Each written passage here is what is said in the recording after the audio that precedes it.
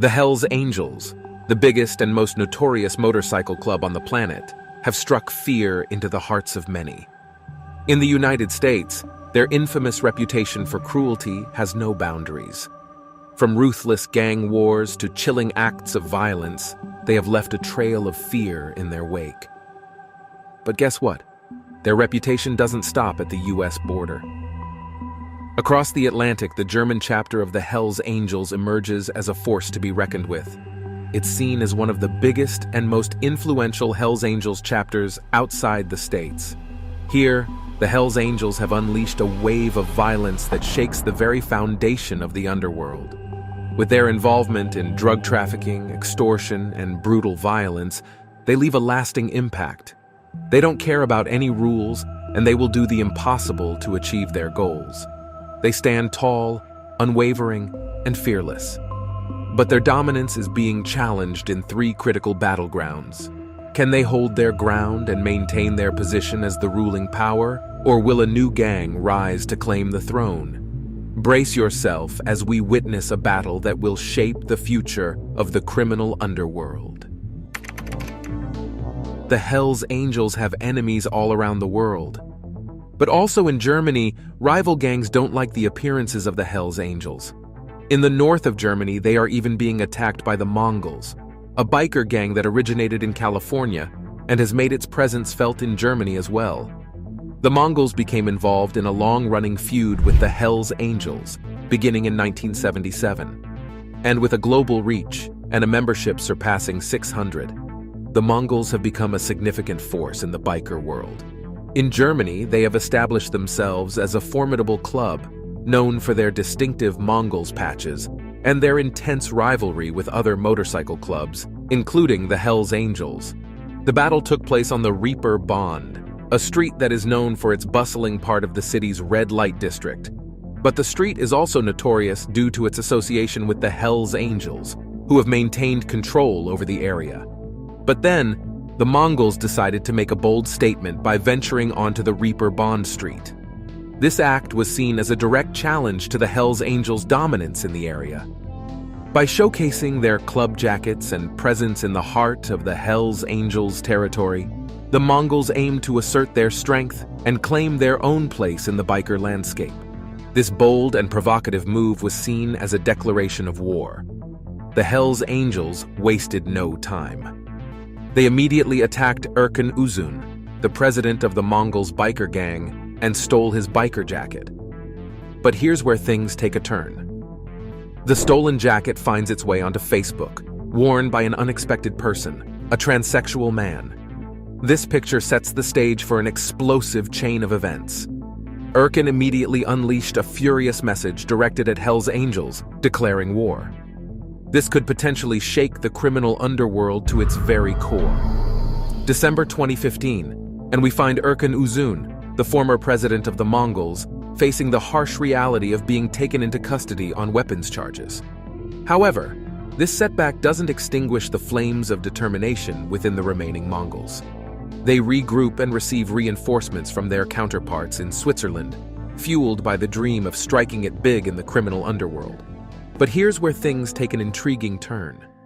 The Mongols adopt a new mantra, emphasizing their unity as a brotherhood rather than seeking trouble. They believe in simple truths and hold a unique perspective. If someone disrespects their iconic vest, it's as if they devalue their very existence. In their eyes, preserving honor means taking matters into their own hands, even going as far as beheading those who disrespect the vest. But on Christmas 2015, history kinda repeated itself. Imagine a night when a group of Mongols boldly enters the territory controlled by the Hells Angels. They proudly show off their vests, unaware of the storm brewing. Without wasting a moment, the Hells Angels launched a fierce attack, overwhelming the outnumbered Mongols in a chaotic battle. Amidst the chaos, 3 brave Mongols managed to escape, hopping into a waiting cab for safety. But the Hells Angels refused to give up. They relentlessly chased the fleeing cab, and one of them pulled out a gun. Shots ring out, tearing through the metal of the cab, shattering windows and injuring 2 of the Mongols. Alex M. takes a bullet in the back, while Hedy K. is grazed by a bullet bouncing off a surface, leaving a painful mark on his arm. Surprisingly, Kevin, a supporter from Switzerland, managed to escape unharmed, witnessing the terrifying scene unfold. The sound of gunfire echoed through the streets, sending shockwaves throughout the neighborhood. The police quickly arrived, arresting 12 Hells Angels in the area. However, the shooter managed to slip away, leaving the police unable to identify him. But the danger doesn't end there. Arash Ruja, the remaining leader of the Mongols, faces an attack in his own home. While enjoying a quiet evening with his wife, an intruder suddenly appears, covering his wife's mouth and pointing a gun at her stomach. Moments later, gunfire erupts, with the assailant shooting at Arash multiple times. Miraculously, both Arash and his wife survive, although they sustain severe injuries. In the aftermath, the authorities crack down hard on the biker gangs, arresting many key members. The Mongols eventually disband in 2016, their power diminishing. However, Arash remains defiant, declaring that the fight is far from over. The attempt on his wife's life and the attack on his parents' house fuels his determination for revenge.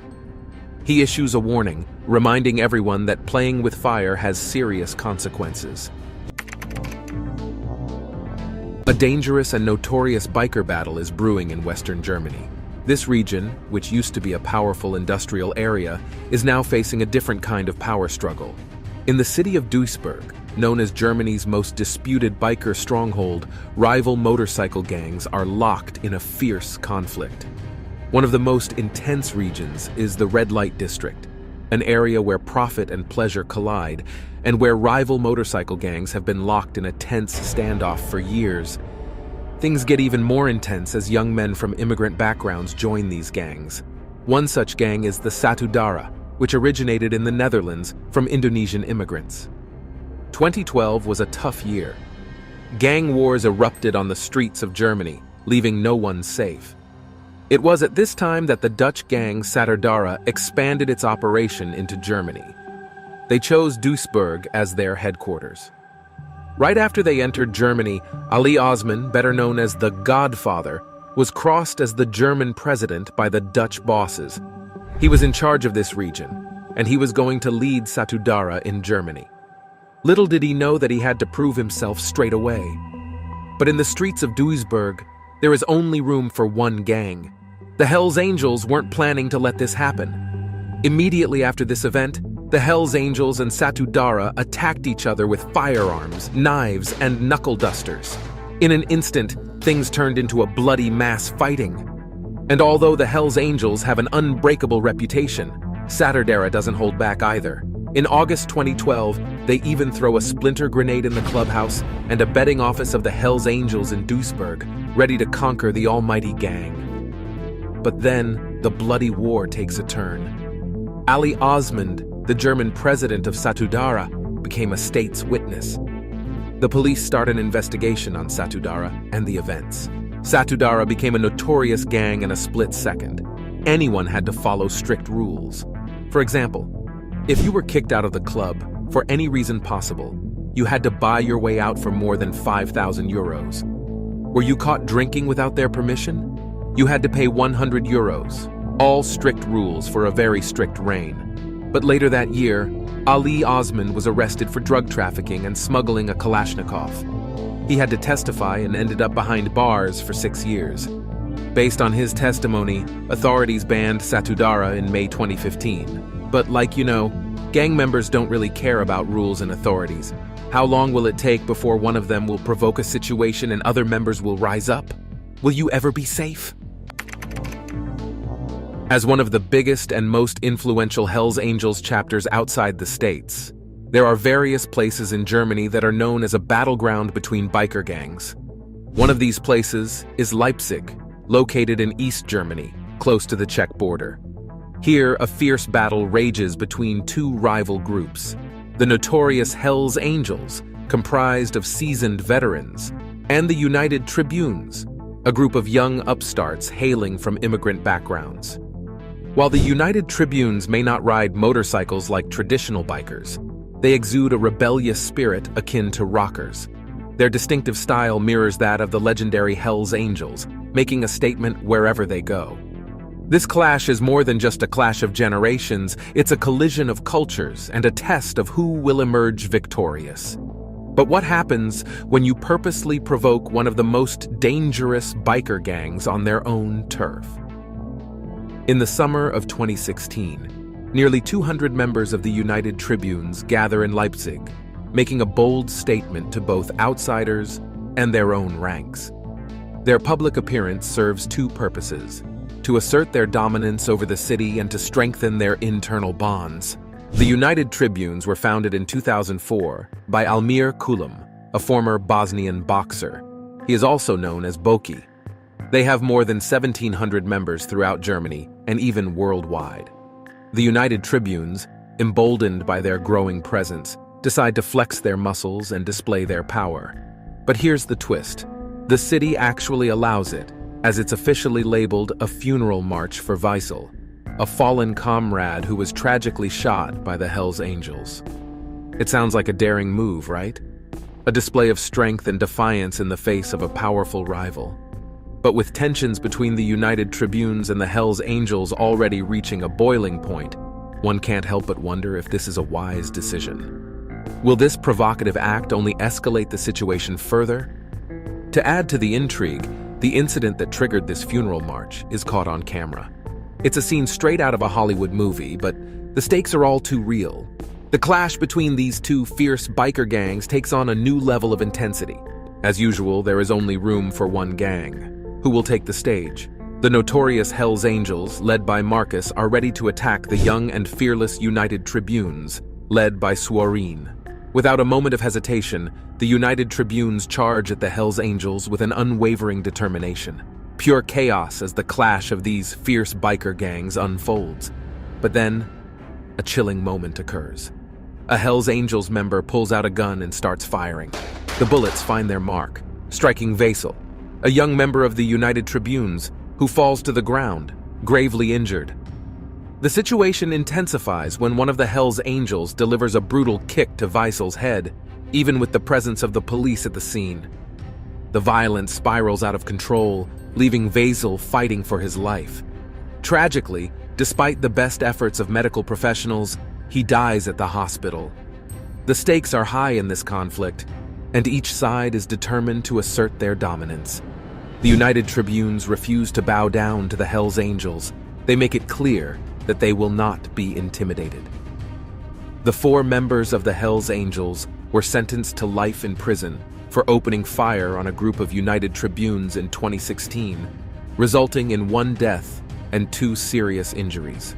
According to the judges, they had a plan to kill rivals. The Hells Angels have since been disbanded in Leipzig. As the dust settles and the echoes of the battles fade away, we are left with a profound realization.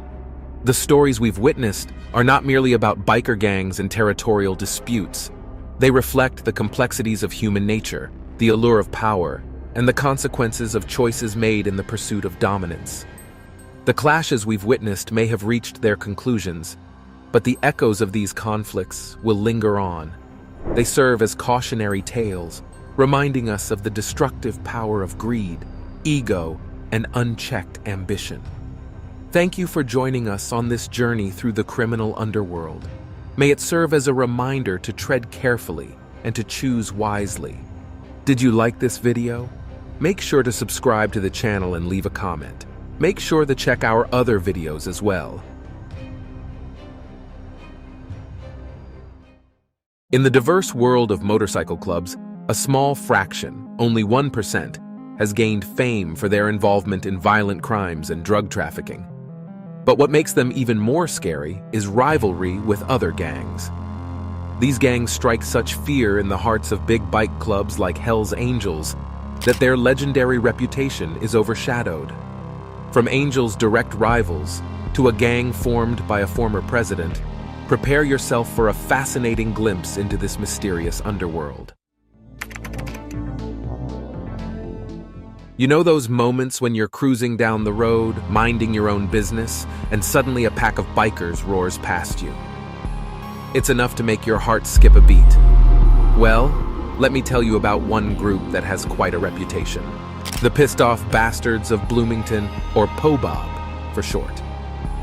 Established way back in 1945, the POBOB is one of the oldest motorcycle clubs to come out of California. They may not be the biggest gang out there, but they certainly paved the way for many outlaw biker traditions that followed. In fact, one of their former members went on to form the largest biker gang currently in existence, the Hells Angels.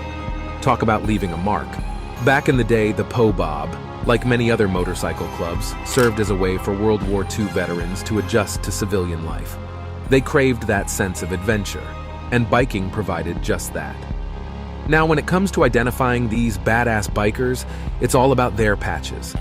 Like most clubs, the POBOB members proudly wear a 3-part back patch on their jackets. It's their way of saying, hey, we're part of this legendary crew.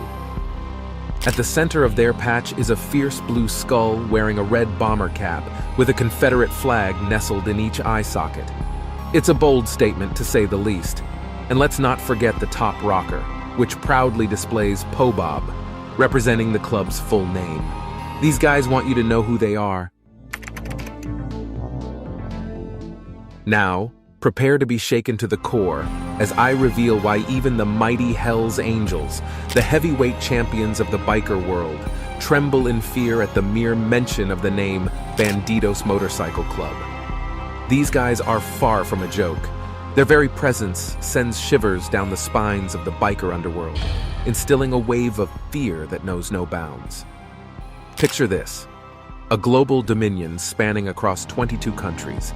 The Bandidos hold the world in their grip, and their reach is enough to make anyone quake with terror. With a staggering membership of 2,000 to 2,500, these behemoths possess an army of loyal followers ready to unleash their might. But it's not just their sheer size that strikes fear into the hearts of the Hells Angels. It's their notorious reputation for violence and unforgiving brutality. The U.S. Department of Justice and Europol have rightfully labeled them a criminal organization, and the reasons are chillingly clear. These hardened individuals dabble in the darkest corners of society, engaging in drug trafficking, weapons smuggling, and even extortion. Chaos trails in their wake as they shed blood without hesitation to safeguard their territories. When the Bandidos clash with rival gangs, it's similar to a ticking time bomb, waiting for that explosive eruption. In fact, the Bandidos and the Hells Angels have engaged in fierce and intense conflicts, battling for dominance and control, resulting in the loss of countless lives in streets stained red with the blood of sworn enemies. But here's the shocking twist. The Bandidos' threats aren't limited to their rivals. They know how to handle internal threats with merciless force. When another chapter encroaches on their turf or dares to challenge their authority, a grotesque display of violence unfolds. Members find themselves at the mercy of their own club, trapped in a constant power struggle where the consequences can be fatally severe. And let me not forget to send shivers down your spine with the tale of the Shedden Massacre, a bone-chilling narrative that epitomizes the Bandidos' crazy nature. In a cold-blooded act of retribution, they trapped the ex-members of their own gang, known as the No Surrender Gang, only to execute them without mercy. It's a haunting message that leaves an indelible mark, serving as a dire warning to anyone foolish enough to cross their treacherous path. So, even the Hells Angels, with all their notoriety and strength, are cautious when it comes to Bandidos. These individuals embody a force that demands utmost respect, a sinister shadow lurking within the depths of the biker underworld. Crossing paths with them is similar to playing a game of Russian roulette, where the stakes are nothing less than life and death. But there is one more gang that inflicts fear in other biker gangs of the world. Enter the Rock Machine Motorcycle Club. Founded in 1986 in Montreal, Quebec, this club knows how to make a statement that will leave you breathless. Instead of donning ordinary patches like their rivals, the Hells Angels, the Rock Machine members once adorned themselves with striking eagle rings. Now that's what I call an extraordinary fashion choice. But as time passed, the club underwent a transformation. They adopted the iconic back patches, just like other motorcycle clubs, including the eagle insignia from their rings into their new design. To make it official, they proudly added their club's name and the customary MC patch at the bottom right. Some even adorned an additional patch displaying their chapter's name. Now they are fully patched up and ready to ride. Salvatore Cazzetta, the club's visionary founder, had a crazy background that mingled with the notorious Rizzuto organized crime family in Montreal. Talk about rubbing elbows with the wrong crowd.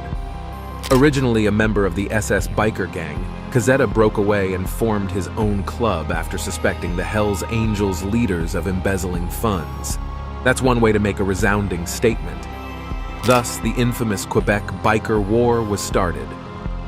Fueled by their discontent with the Hells Angels' encroachment on the drug trade, the Rock Machine, and other motorcycle clubs orchestrated relentless attacks against their rivals.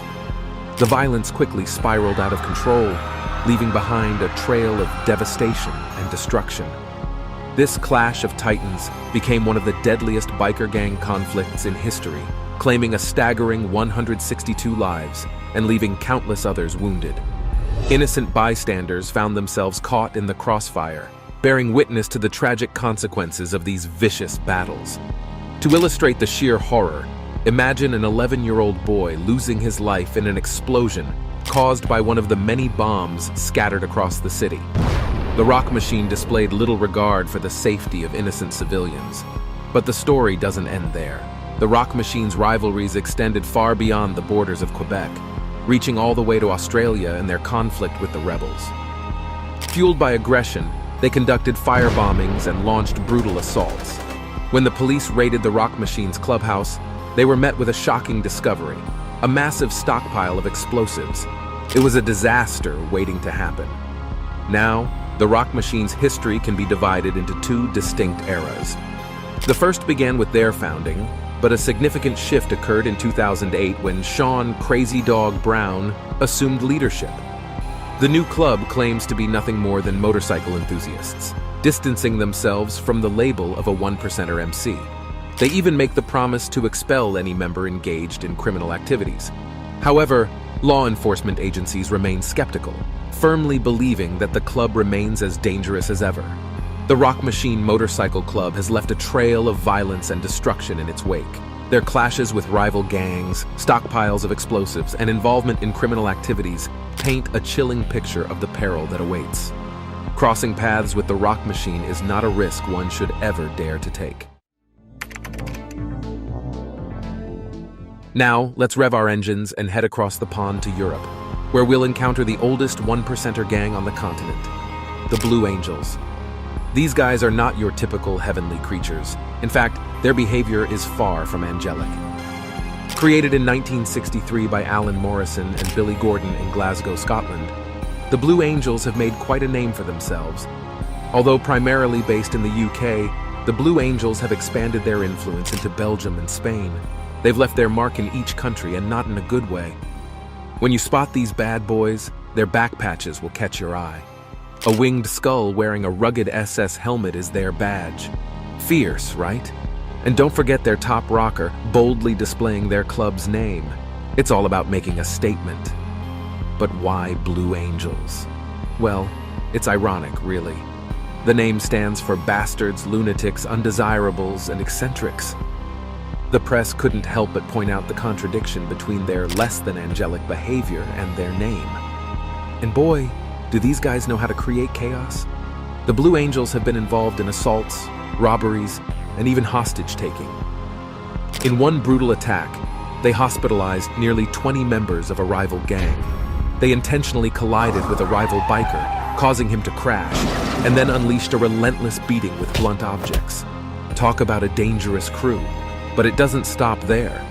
The Blue Angels love a good rumble with rival gangs, engaging in massive bar brawls that would make your head spin. Their violent nature knows no bounds. In fact, some members have faced charges of attempted murder for their ruthless actions. Now, it's worth noting that while other gangs may have a higher body count, the Blue Angels are definitely not to be messed with. Their fiery temperament and willingness to resort to dangerous tactics like firebombing and arson make them a force to be reckoned with. Who knows what they'll do next?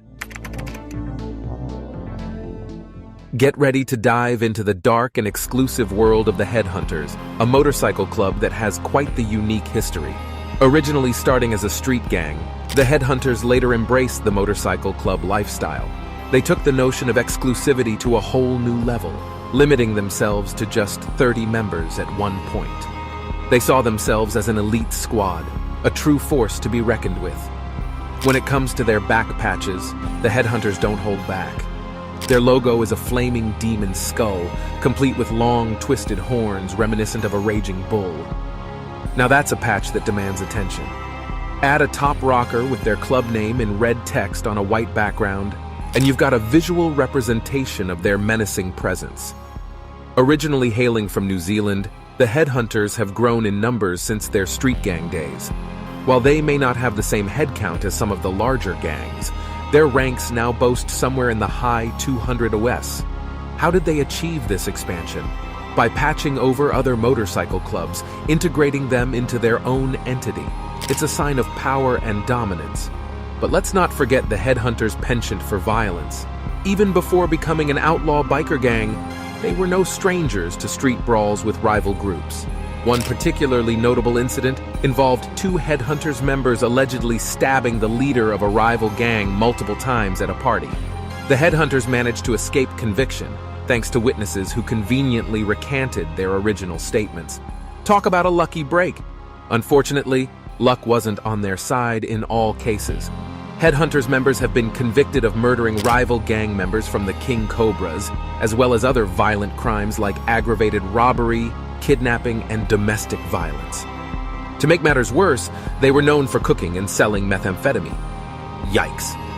Now, in recent years, the Headhunters seem to be making an effort to clean up their act. They've started providing community service for local youths and have even banned their members from using methamphetamine. But can we truly say they've reformed completely? Only time will tell. What we do know is that at one point, the Headhunters were one of the most dangerous biker gangs out there. There is one more extremely dangerous percenter gang that holds its ground mostly in the United States.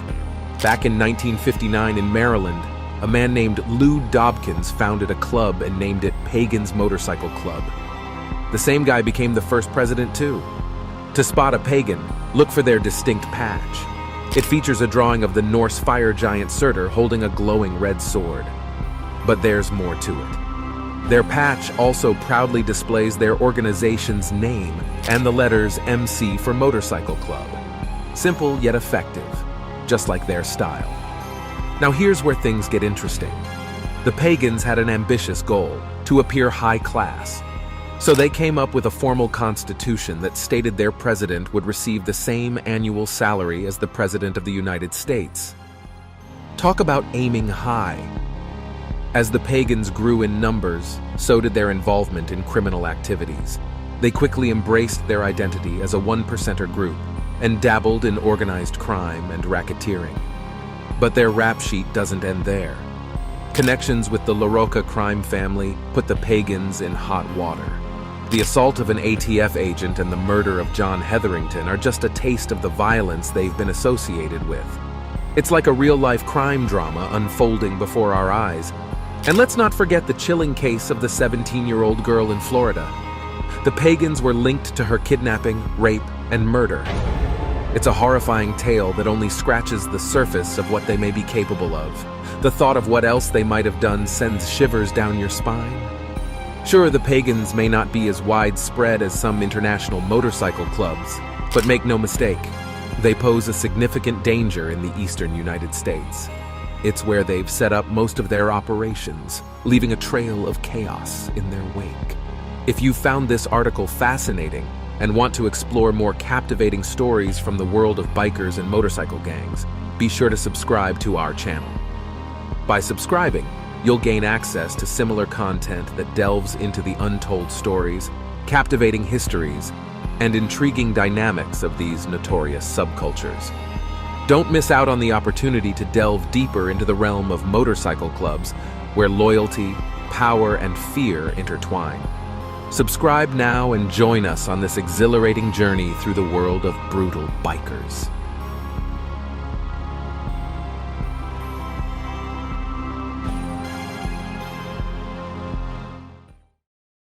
Hold on tight as we take you on a gripping journey through the most shocking moments in the history of the notorious Hells Angels Motorcycle Club. From the chaos of the Altamont Speedway Free Concert to the ruthless Milpera Massacre, and from the terrifying Shedden Massacre to the blood-soaked Nordic Biker War, these events will leave you astounded and disturbed by the raw power and violence that can erupt within outlaw motorcycle gangs. But it doesn't end there. Brace yourself for the shocking casino brawl that turned a gambling haven into a crime scene, and delve into the dark world of drugs, where the Hells Angels have left a trail of devastation with their involvement in the trafficking of methamphetamine, cocaine, marijuana, and more. We will uncover the terrifying realities of violence, power struggles, and organized crime.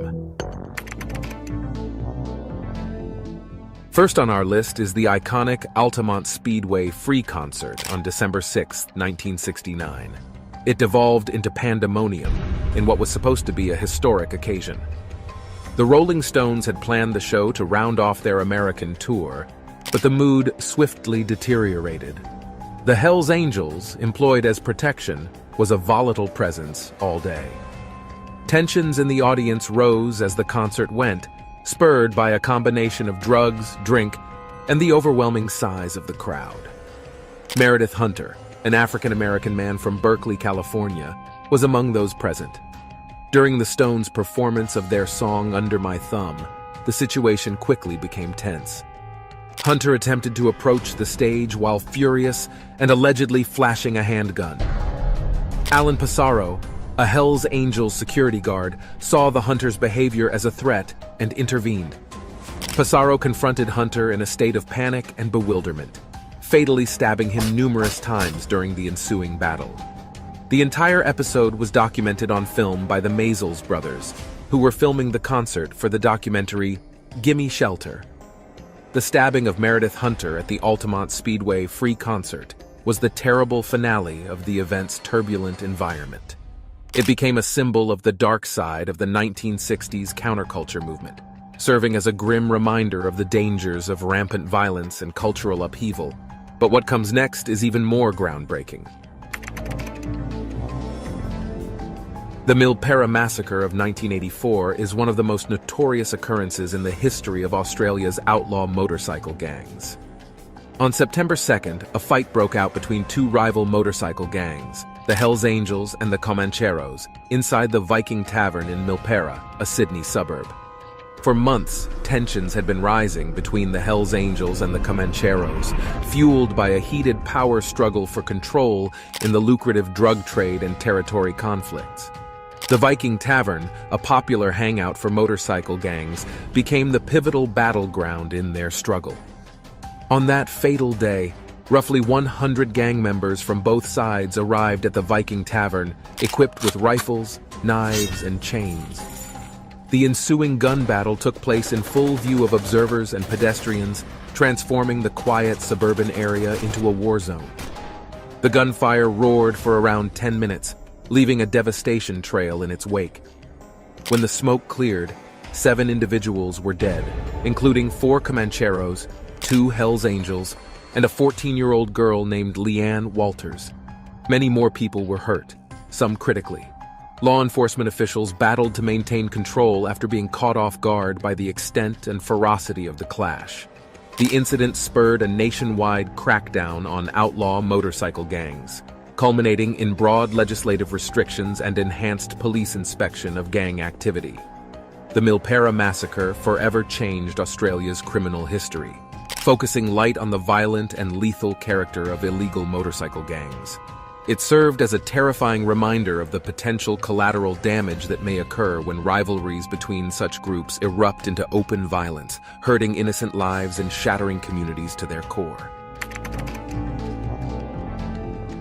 Our next event shook the whole country and is still one of the most shocking moments in the history of the Hells Angels. On April 8, 2006, the Shedden Massacre, also known as the Bandidos Massacre, occurred in a remote farmhouse in Shedden, Ontario, Canada. This terrifying tragedy shook the country by exposing the dark underbelly of illegal motorcycle gang violence. As a long-running dispute between two prominent motorcycle organizations, The Bandidos and the Hells Angels approached its terrifying finale. The stage was set for this heinous act. The Hells Angels allegedly coordinated a painstakingly planned and executed attack on their competitors to show their dominance. On this fateful day, a group of Bandidos members gathered at the farmhouse for what they thought was a brotherhood meeting. However, they were unaware that it was a well-planned trap. The unsuspecting Bandidos were hit with a shower of bullets as they came one by one. The offenders, thought to be Hells Angels members, carried out the attack with deadly efficiency. 8 Bandidos members were ambushed, and their lives were ruthlessly cut short. The farmhouse, once a beacon of community, now witnessed a bloody sight of carnage. Following the Shedden massacre, an extensive investigation was conducted to bring the perpetrators to justice. The disclosures showed the complex web of violence, power conflicts, and illicit activity that engulfed 2 opposing motorcycle gangs.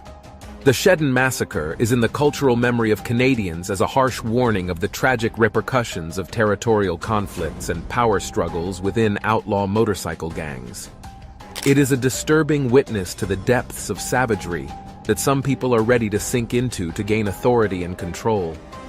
The scars of that fatal day endure, a frightening reminder of the grim reality of organized crime and its catastrophic influence on people and communities. Do you think the Hells Angels is only notorious in the United States? Well, think again. There is a violent and gruesome biker war that lasted 3 years and caused many, many lives. The Nordic Biker War, which lasted from 1994 to 1997, threw Scandinavia's generally tranquil landscapes into a chaotic cycle of murder, vengeance, and dread. The fight pitted the legendary Hells Angels against various competing motorcycle gangs, resulting in a terrifying environment of lawlessness that seized the region. The Nordic Biker War has its origins in a power battle for control of the lucrative heroin trade, as well as territorial disputes between opposing gangs. The Hells Angels, famed for their international presence and violent reputation, became enmeshed in a web of simmering rivalries with rival gangs such as the Bandidos and Outlaws. The confrontation erupted in a hail of bullets, bombs, and savage assaults. Each act of violence was greeted with a rapid and lethal reprisal, and vengeance became the day's currency. The streets were turned into battlegrounds, and innocent bystanders were caught in the crossfire of this ruthless war. Scandinavia, known for its tranquil and orderly society, was shaken when the gangs unleashed a reign of terror. The news was filled with accounts of targeted assassinations, brazen drive-by shootings, and bomb assaults that put communities on edge and law enforcement on edge. The death toll rose rapidly throughout the Nordic Biker War, claiming the lives of gang members, innocent bystanders, and even police personnel. The fight continued with an unquenchable ferocity, with each act of brutality stretching the bounds of savagery and retaliation. It was not until 1997 that a tenuous agreement established by mediators and law officials brought the bloodshed to an end. However, the scars of the struggle persisted in the cultural memory of the region, serving as a harsh reminder of the dark underbelly that may lurk beneath even the most peaceful of communities. The Nordic Biker War is a horrifying witness to the destructive power of gang warfare, leaving a path of shattered lives, destroyed towns, and a chilling reminder that violence and anarchy can take hold even in the most seemingly peaceful corners of the planet. No place is safe for the Hells Angels, not even a casino. The Casino Brawl of 2002 is one of the most shocking Hells Angels moment in history, one that still blows our mind. The Casino Brawl of 2002 exploded like a powder keg inside Harrah's Casino in Laughlin, Nevada. The location, which is normally associated with fun and relaxation, was converted into a scene of chaos and bloodshed as 2 prominent motorcycle clubs, the Hells Angels and the Mongols, met in a vicious and deadly fight. The heated mood had been building for days, with simmering rivalries and territorial issues between the 2 biker gangs.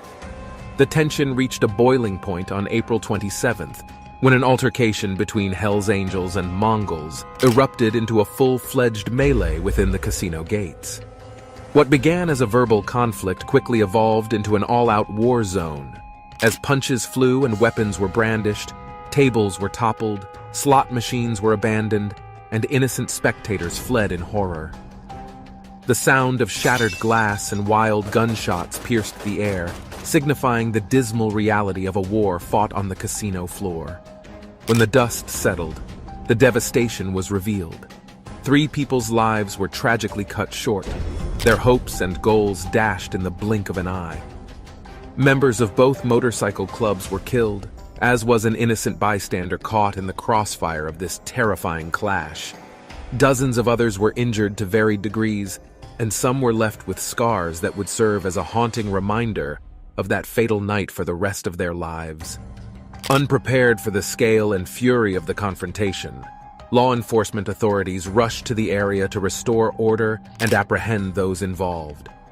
Once a symbol of amusement and wealth, the casino was turned into a crime scene, a terrifying reminder of organized crime's devastating power and the depths to which these opposing motorcycle gangs would sink in their fight for control.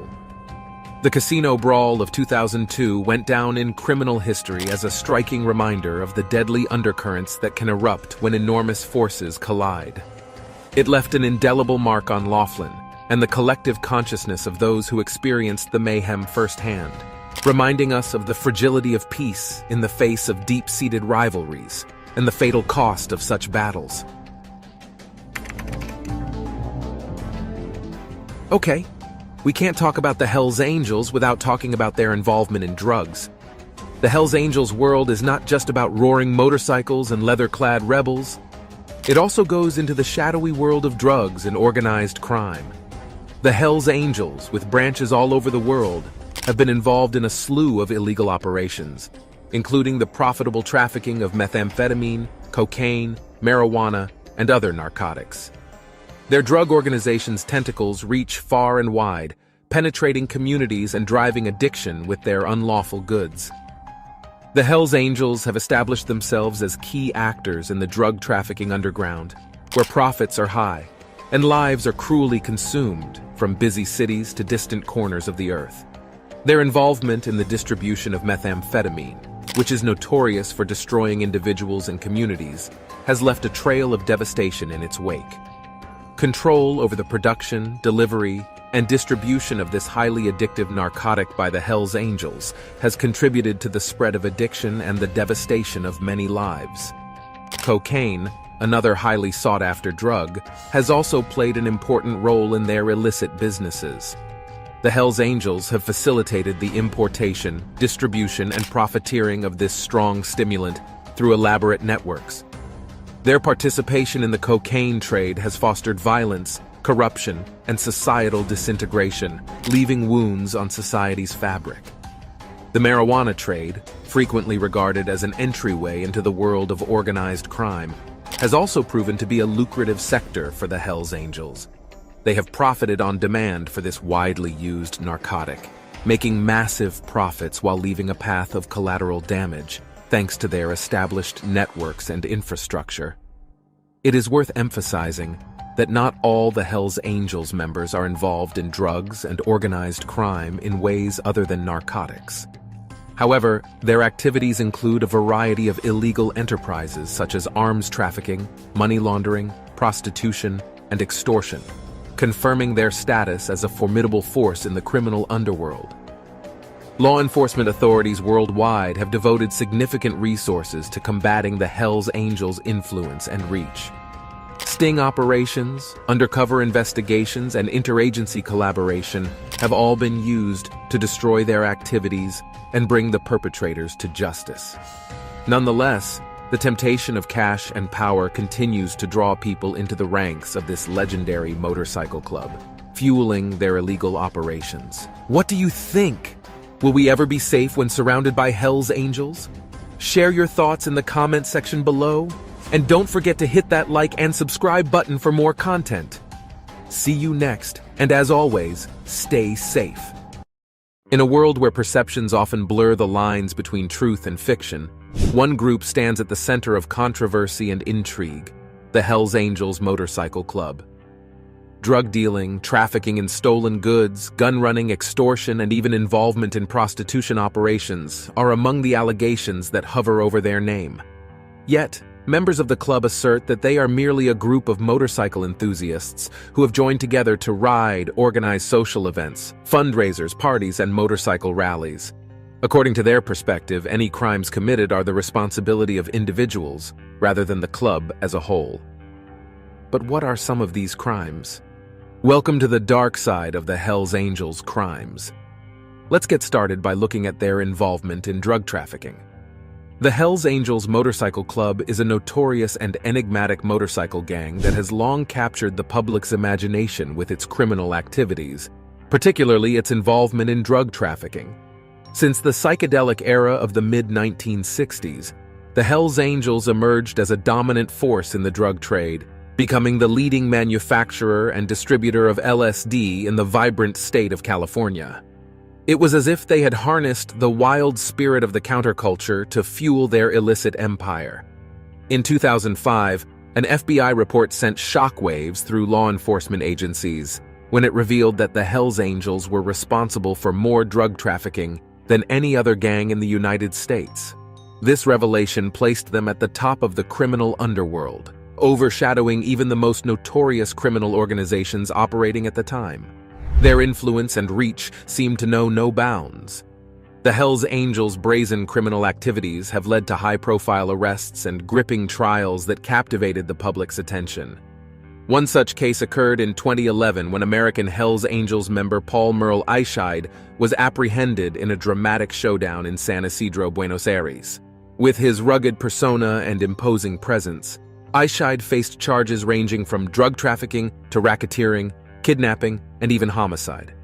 The courtroom atmosphere was charged with tension as the public eagerly awaited the outcome, watching the trial unfold like a gritty crime drama. In a more recent and globally significant trial, 50 members of a Hells Angels chapter that operated on the sun-soaked Spanish island of Mallorca faced justice in the heart of Madrid in 2023. The trial centered around the former leader of the chapter, the charismatic and elusive Frank Hainabuth, along with 49 alleged international collaborators. The Spanish prosecutors sought to paint a vivid picture of a criminal organization engaged in nefarious activities. They sought a 13-year sentence for Hainabuth, accusing him of membership in a criminal organization, money laundering, and illegally possessing firearms. The stakes were high as the courtroom drama played out against the backdrop of a breathtaking $4.5 million fine for the money laundering charge. Other high-ranking members faced charges related to running a clandestine prostitution ring and orchestrating large-scale drug trafficking, crimes that could potentially sentence them to a staggering 38 years behind bars. The trial was a riveting spectacle, revealing the intricate web of the Hells Angels' criminal empire. In another joint operation between Spanish and Danish authorities, 5 individuals, aspiring members or fully initiated into the Hells Angels, were arrested for their involvement in drug trafficking. The daring operation, with law enforcement agencies working hand-in-hand across borders, showcased the relentless pursuit of justice against this infamous motorcycle gang. Now, these are just some cases, and there's so much more. Maybe more than we could ever uncover. But if you thought this was overwhelming, things just get more scary. There have been instances where Hells Angels members or associates have been involved in homicides, including contract killings, even though not all homicides can be directly linked to the club. Here are some more instances. The Mick Howie murder, which took place in 2009 in Sydney, Australia, is one prominent case involving the Hells Angels. The incident happened during a bloody altercation at Sydney Airport. Anthony Zervas, a member of a competing bikie gang, was shot and killed by Christopher Wayne Hudson, a former Hells Angel. The Hells Angels and the Comancheros got into a fight, which stoked their ongoing conflict. Later found guilty of ordering the assault was Mick Howie, a well-known Hells Angel at the time. This high-profile incident received a lot of media coverage and brought to light the bloody confrontations between rival motorcycle gangs in Australia. In 2002, a casino in Laughlin, Nevada, was the scene of the casino biker shootout, another infamous Hells Angels-related incident. A battle broke out between the well-known motorcycle gangs, the Hells Angels, and the Mongols. The altercation quickly turned into a gun-wielding shootout that left 3 people dead and numerous others hurt.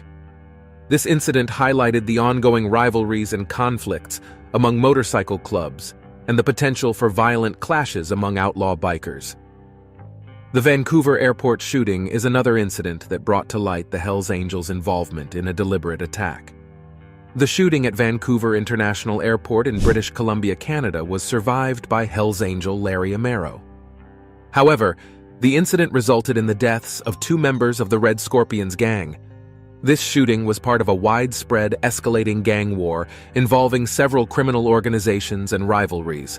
The incident brought home how dangerous and violent organized crime and motorcycle gang rivalries can be.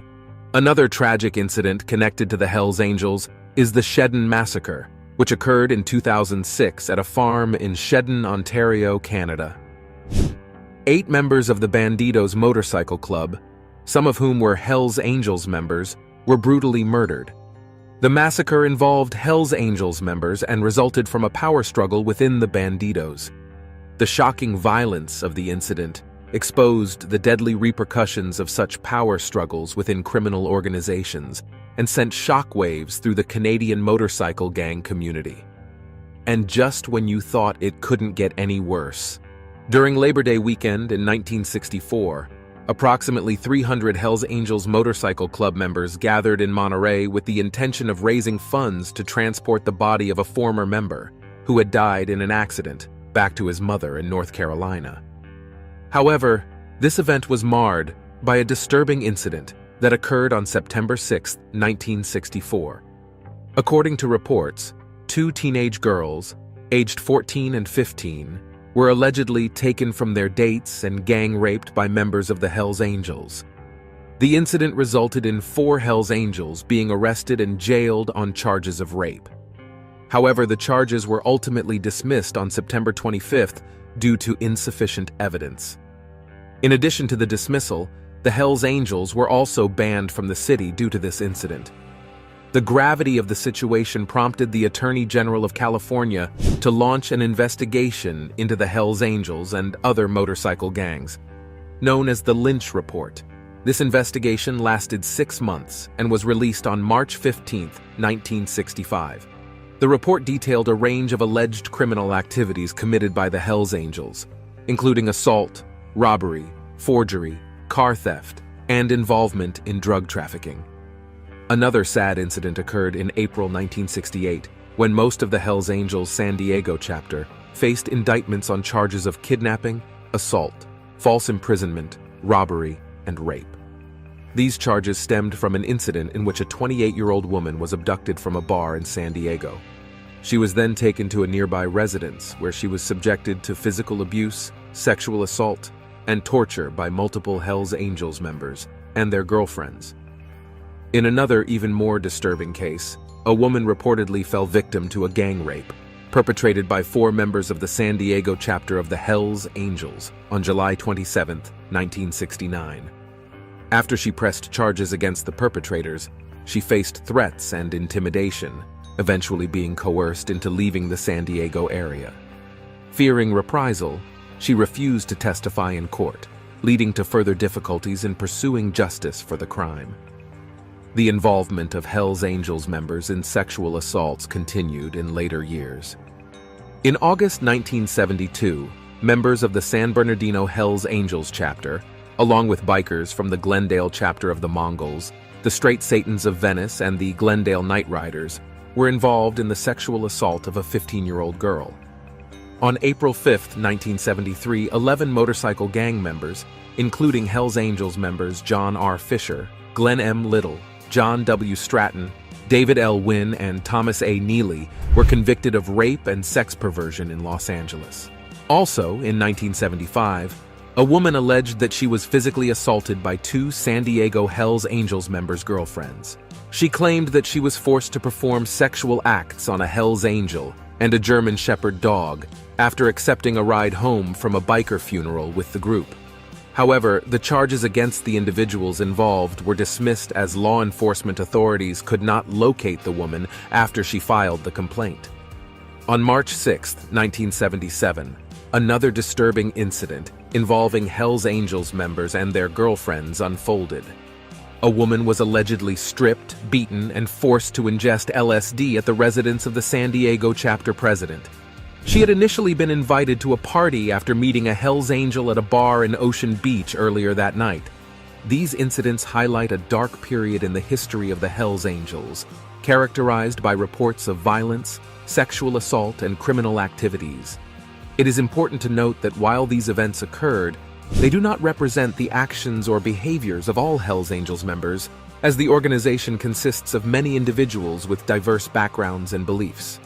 Aside from the horrible sexual assault episodes, the Hell's Angels have become engaged in a network of illegal operations that adds another degree of mystery to their past.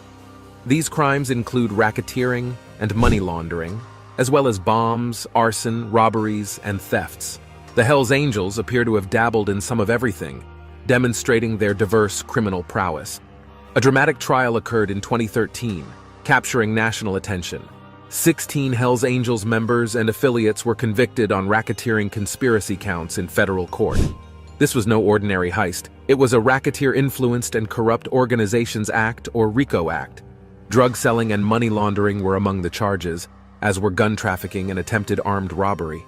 We are sure that you do have something to say about all this, so share your thoughts in the comment section below, and remember to hit that like and subscribe button for more content. See you next time. Stay safe. Leaving the Hell's Angels Motorcycle Club is no ordinary feat in a world shrouded in secrecy and fueled by loyalty. As the engines roar and the road ahead stretches into the unknown, departing from this infamous brotherhood unveils a gripping tale of consequences and challenges.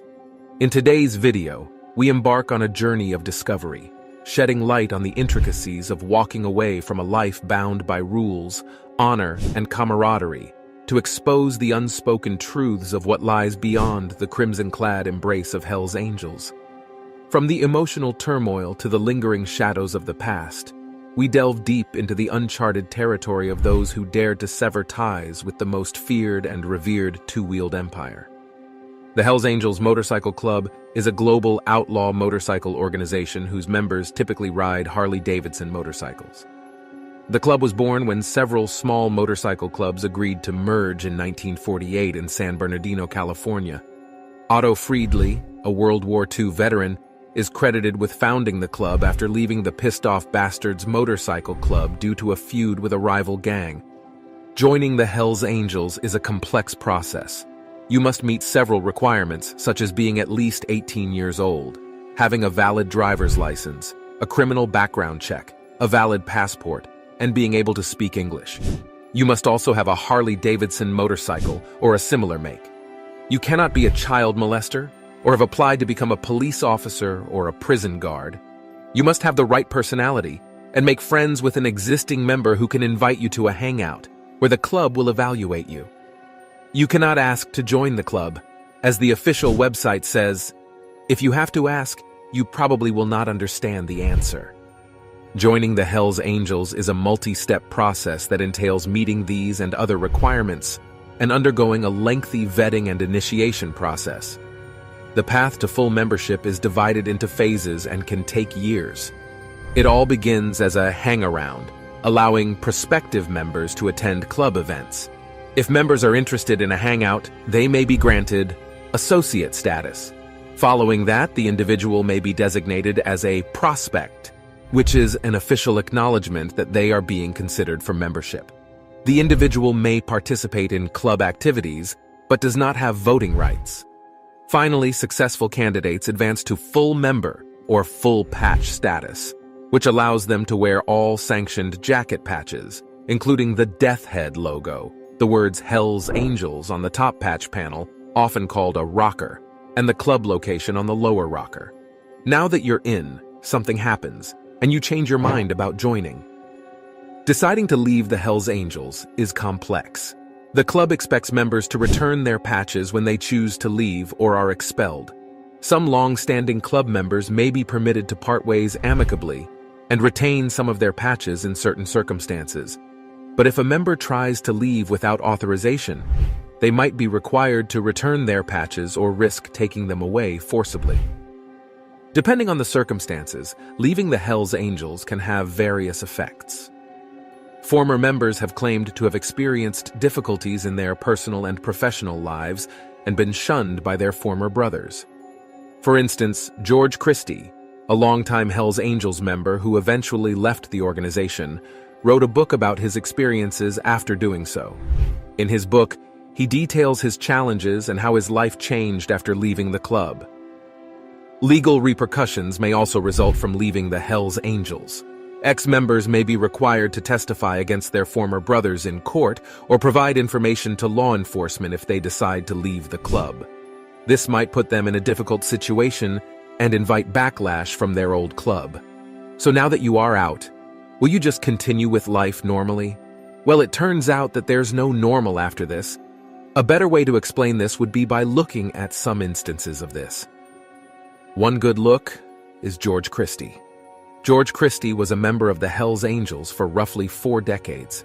He founded the Ventura, California charter and carried the Olympic torch in the Los Angeles Games. He also starred in his own History Channel series, Outlaw Chronicles. However, after running into some trouble with the law, Christie decided to leave the organization he called home. His split with the club quickly got ugly, with rumors that he was forced out after turning government informant. In his book, Exile on Front Street, My Life as a Hells Angel and Beyond, Christie describes his experiences after leaving the Hells Angels. He writes about how his life changed after parting ways with the club and the challenges he faced. Christie was ostracized by his former brothers and faced difficulties in his personal and professional life. Leaving the Hells Angels can have serious consequences, as George Christie's story illustrates. In Toronto, Canada, Dave Atwell belonged to the Hells Angels organization. In a significant trial, he turned police informant and testified against the members of his former club. After leaving the club, Atwell struggled with addiction and mental health issues and had a hard time adjusting to life outside of it. For 7 years, Atwell served as the Toronto chapter's Sergeant-at-Arms. He played a crucial role in Toronto's Hells Angels coke distribution. Atwell decided to leave after learning he was facing drug charges, but it was not that simple. He was expected to return to work after the charges were dropped happily. Atwell then changed his perspective of the group and his brothers, realizing that the Hells Angels and bikers weren't a family, but rather were all in it for themselves. Atwell accepted a deal that would free him from the club's hold over his life. The information Atwell gathered for the police allowed the seizure of $3 million in drugs, along with $500,000 in cash and another $500,000 in property, and the prosecution of 31 individuals with connections to the Hells Angels on 169 charges, not all of which were upheld. After quitting, Atwell had a hard time adjusting to life outside of the club. Addiction and mental health problems plagued him. Atwell can now only communicate with journalists and police officers genuinely. Few people know that the Witness Protection Program goes hand in hand with persistent loneliness. Well, to sum it up, leaving the Hells Angels has significant consequences. Former members may face serious dangers. They could be threatened or harmed by those who remain in the club. Finding new friends and support becomes challenging without the tight-knit brotherhood they once had. Their past actions might lead to legal troubles, and law enforcement may closely monitor them. Emotionally, it's a tough journey, and they might struggle to feel like they belong elsewhere. Even after leaving, the memories and influence of the Hells Angels can linger, making it hard to move forward in life smoothly. But mental stability is not the only trade when leaving the Hells Angels. Art Karasis, Robbie Huff, and Joel Silva were some members of the Hells Angels who disappeared or died after leaving the club. Art Karasis, a 66-year-old Contra Costa County resident, went missing in 2016. His disappearance is the third such missing person case that authorities have acknowledged they investigated before indicting 11 Hells Angels for racketeering in 2017. Karasis had lived in Contra Costa County for a long time, with addresses in Richmond, Antioch, and Fresno. He went missing in Madera County, which borders Fresno, in 2016. Karasis had been on the radar of federal authorities for decades. In the 1980s, he was one of the Richmond Hells Angels investigated for allegedly conspiring to distribute methamphetamine manufactured by other club members in Missouri and the Bay Area. Robbie Huff, a 34-year-old from Fresno, was reported missing out of Fresno County in 2015. The disappearance of Robbie Huff was included in a federal probe into the Sonoma Hells Angels and other chapters. The FBI has cell phone records that authorities say show locations of certain phones that somehow relate to Huff's disappearance. And lastly, Joel Silva. Joel Silva was a Sonoma County resident who is believed to have been shot and killed in 2014. Prosecutors claim he was murdered and illegally cremated in or near the Fresno area. Jonathan Nelson, Russell Ott, and Brian Wendt faced charges of murdering Joel Silva, a sergeant-at-arms of the Sonoma Hells Angels, who prosecutors contend was shot to death inside the biker gang's Fresno charter clubhouse and brought to a nearby funeral home for a clandestine cremation the following day. These are just a few examples showing the aftermath of leaving the Hells Angels. So it's accurate to assume that, well, while other members might have left the club unharmed, things tend to go sideways for most of them. What do you think about this? Share your thoughts in the comment section below, and don't forget to leave a like and subscribe to the channel for more content. See you in the next one. Get ready for a thrilling journey through crime, chaos, and brutal murders. If you're fascinated by bikes and the wild ride they represent, then you're probably familiar with the notorious Hells Angels Motorcycle Club. But there's so much more to these middle-aged Harley riders. Stay tuned as we unveil the top 10 most dangerous Hells Angels members in history. In the shadowy underworld of the Hells Angels, one name lingers like a ghost: George Weatherman. Once a vice president of the notorious Oakland chapter, Weatherman's dark past casts a long and chilling shadow over the club. Imagine stumbling upon a desolate property near Ukiah, California, only to discover 3 lifeless bodies hidden beneath the surface. Whispers circulate that the Hells Angels had turned this land into a secret burial ground, a macabre testament to their power. But Weatherman's involvement is a twisted tale of loyalty and betrayal. Accused of leaving the keys to the ranch with a man owed a debt, he found himself entangled in a web of violence, drugs, and unspeakable acts. Arrested, his world crumbled around him. Yet, in a shocking turn, Weatherman made a deal with the devil. Turning state witness, he exposed the dark secrets buried on his ranch. His testimony led to arrests and sent ripples of fear through the Hells Angels. But the price he paid was steep, plunging him into darkness so deep that he stabbed pencils into his own eyes. Now, lost in the shadows of the Witness Protection Program, Weatherman's whereabouts remain a mystery. The legacy of George Weatherman serves as a chilling reminder of the secrets that haunt the Hells Angels. Picture the Altamonte Free Concert, a stage set for chaos, and the Hells Angels standing as enforcers of darkness. Amidst the rising tension, one man's actions would become etched in the annals of horror: the infamous Alan Passaro. As the Rolling Stones took the stage, the crowd surged with restless energy. Fights erupted, and the Angels reveled in the chaos. But one confrontation would ignite a chain of events that would forever stain Passaro's hands. Meredith Curly Hunter Jr., fueled by anger and intoxication, found himself at odds with the Hells Angels, a punch thrown, a chase through the crowd, then the unthinkable. Passaro, armed with a knife, lunged at Hunter, his intent sinister and swift. 5 brutal stabs ended a life before the eyes of a helpless girlfriend. Passaro faced murder charges, but the courtroom drama took a shocking turn. Footage emerged, capturing Hunter brandishing a revolver. The jury, swayed by the specter of self-defense, acquitted Passaro. Yet whispers of a second assailant haunted the shadows, casting doubt on the truth. The Rolling Stones themselves remained unaware of the tragedy unfolding before them. The specter of death had mingled with the melodies, an invisible presence only discovered years later. As Passaro met a suspicious end, questions lingered. What secrets went to the grave with him? In the underworld of the Hells Angels, where light fades into darkness, Paul Escheid emerged as an enigma, a stockbroker by day, a member of the notorious motorcycle gang by night, his story reads like a gripping thriller. One fateful night, within the hallowed halls of the Hells Angels clubhouse in Mesa, Arizona, a confrontation turned fatal. Yvonne Garcia, fueled by intoxication and defiance, found herself entangled in a web of darkness. But little did she know that her defiance would seal her grim fate. Ishide, along with his fellow Hells Angels, made a chilling decision to silence Garcia forever. Loading her lifeless body into the trunk of a car, they embarked on a journey into the unforgiving Arizona desert. The sands whispered secrets, the desert winds carrying the weight of their heinous act. Arrested on charges of drug trafficking, racketeering, and homicide, Ishide's life seemed destined for a reckoning. But fate had other plans in mind. Escaping under the cover of night, he vanished into thin air, leaving behind a shattered identity and a chilling legacy. For 15 years, Ishide evaded capture, crafting a new life in the depths of Buenos Aires, Argentina. Yet darkness has a way of clawing back its own.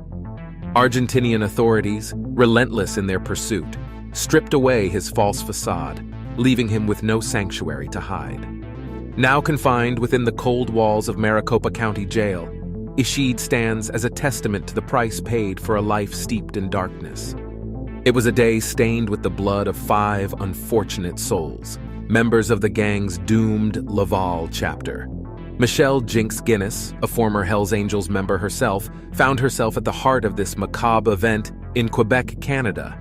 The victims, Guy Louis Chop, Adam Jean-Guy Brutus, Geoffrion Laurent Longley, Viao Michel Willie Mayrand, and Jean-Pierre Mathieu, were ruthlessly silenced. But what drove the gang to commit such a heinous act? 2 other Laval chapter members narrowly escaped a similar fate, their absence a stroke of luck or something more sinister. Wrapped in sleeping bags, their bodies laden with cinder blocks and weights, the victims were dumped unceremoniously into a river. This chilling incident would go down in history as the Lennoxville Massacre, an event that should have spelled doom for the Hells Angels in Quebec. But instead, the gang grew stronger, defying all expectations. Michelle Jinx Guinness, now granted full parole, once served a life sentence for slaying Claude Roy, a fellow member. Behind bars, he revealed a terrifying truth during his parole hearing. Roy's life was taken not only for breaking the Hells Angels drug rules, but also under suspicion of being a police informant. James Ezekiel Brandis, known to the underworld as Jim Jim, struck fear into the hearts of many as the enforcer and vice president of the Oakland Hells Angels chapter. His name was synonymous with criminal activities, drug trafficking, racketeering, and so much more. Caught red-handed in possession of narcotics, contraband, and even a police radio, Brandis brazenly declared that he answered to no one but himself. He scoffed at the sheriff's office narcotics detective William O. Bill Zerby, who had apprehended him. Little did he know that his defiance would unleash a deadly chain of events. The attempted murder of San Jose Police Department Sergeant John Cracked sent shockwaves through the streets. A bomb detonated near Crack's car, but the officer miraculously survived.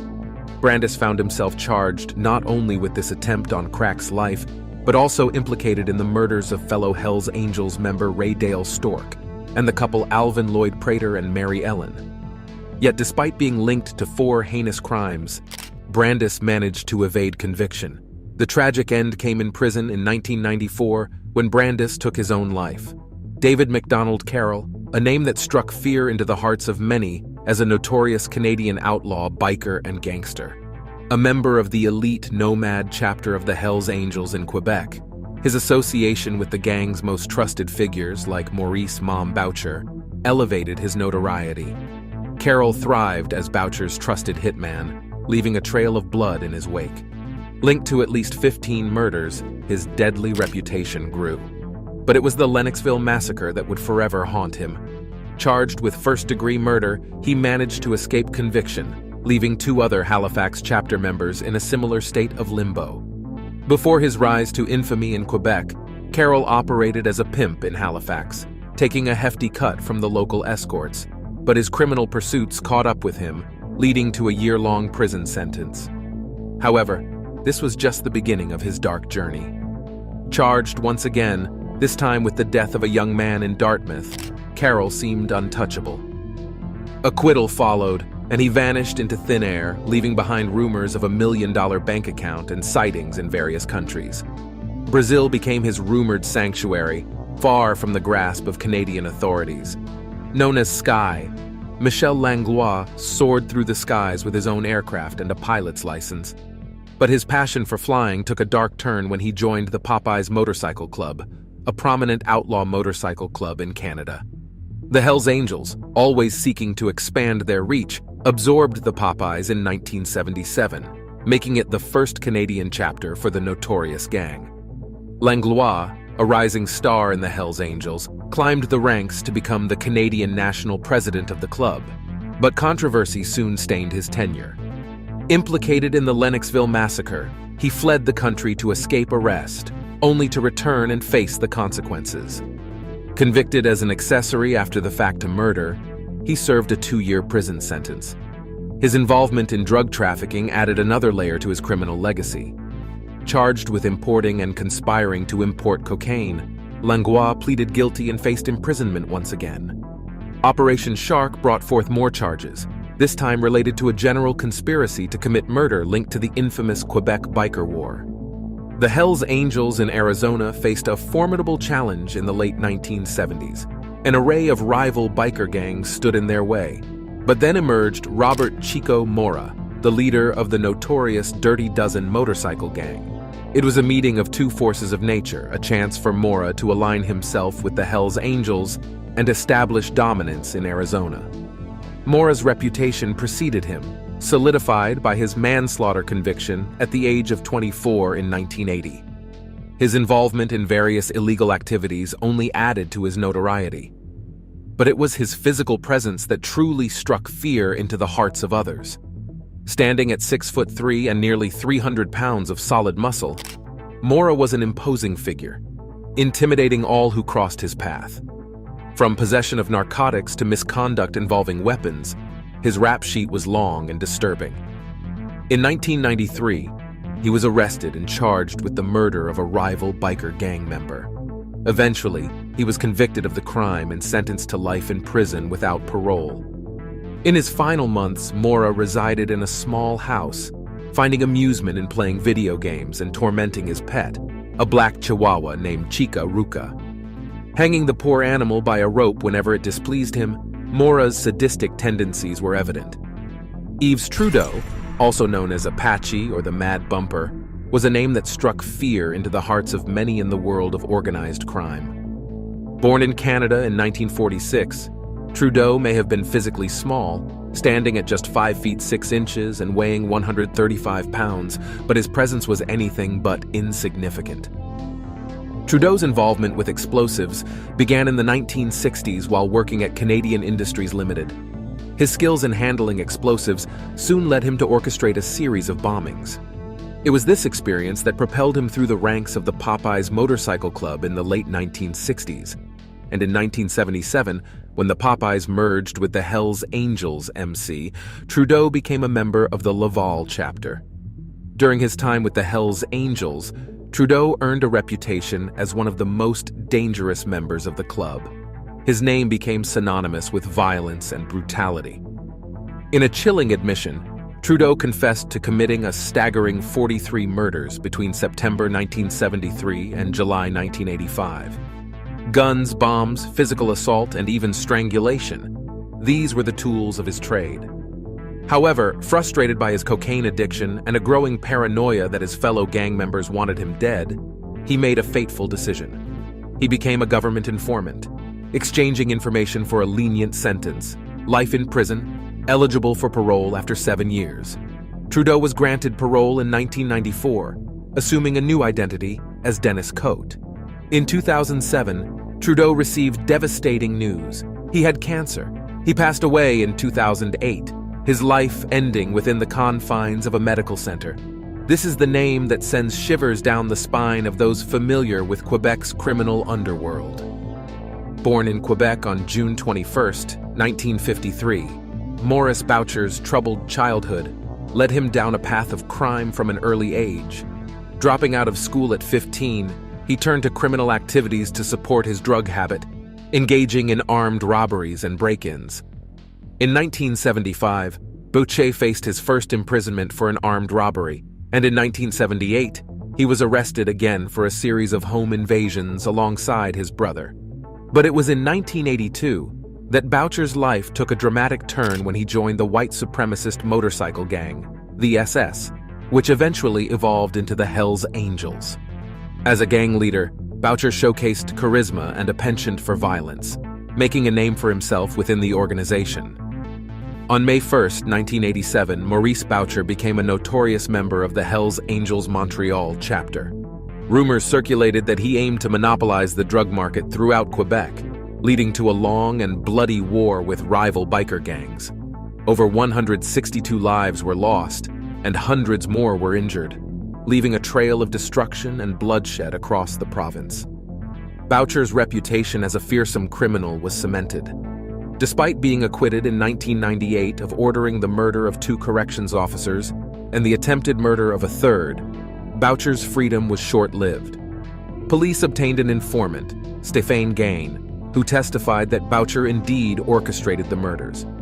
In May 2002, Boucher was found guilty and sentenced to life in prison. He passed away in 2022 from cancer while incarcerated at the palliative care ward. Which one of these Hells Angel members do you think is the most fearful? Let us know in the comments.